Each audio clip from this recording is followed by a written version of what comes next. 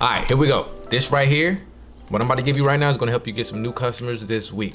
All right, so you need to create a brand video. Now this is gonna be very good for your business if you don't already have one. So what you have to do is make sure you have good lighting, good sound, good camera.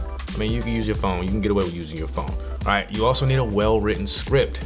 In this script, you're gonna talk about who you are, what you have to offer, who it's for, why they need it, and how they can go get it right now, today.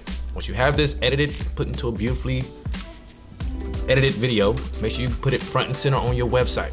Make sure you put it in an email and send it to everybody who ever asked or inquired about your services, anybody you've ever done business with. Send it to them. And make sure you have a few $100s devoted to running ads with this video, targeted ads, to make sure you get a good return on that. And that's how you're gonna get good, start growing your business this week. If you need help with any of this, let me know.